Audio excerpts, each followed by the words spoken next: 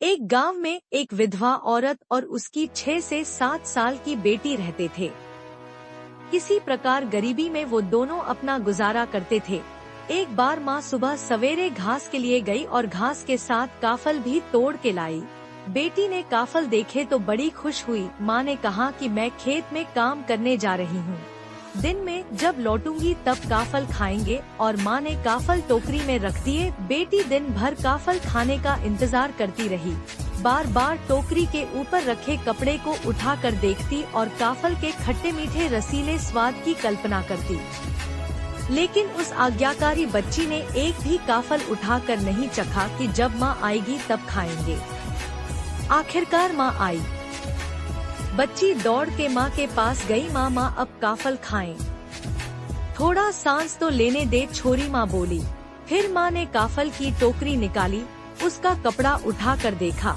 अरे ये क्या, काफल कम कैसे हुए? तूने खाए क्या? नहीं माँ, मैंने तो चखे भी नहीं। जेठ की तपती दोपहरी में दिमाग गरम पहले ही हो रखा था।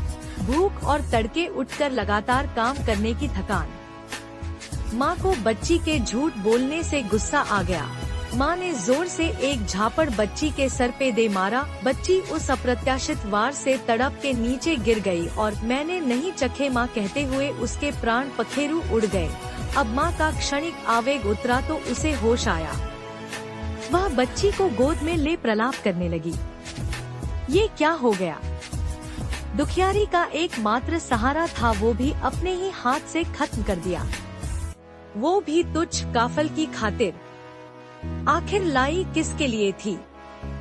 उसी बेटी के लिए ही तो क्या हुआ था जो उसने थोड़े खा लिए थे? माँ ने उठाकर काफल की टोकरी बाहर फेंक दी। रात भर वह रोती बिलखती रही। दरअसल जेठ की गर्म हवा से काफल कुम्हला कर थोड़े कम हो गए थे। रात भर बाहर ठंडी नाम हवा में पड़े रहने से वे सुबह फिर से खिल गए और टोकरी पूरी हो गई। अब माँ को समझ में आया और रोती पीटती वह भी मर गई। इसीलिए कहते हैं कि क्रोध में कोई कार्य न करे, क्रोध विनाश की जड़ है। ऐसी ही प्यारी प्यारी और भावनात्मक कहानियों के लिए चैनल लाइक करें एवं सब्सक्राइब करें।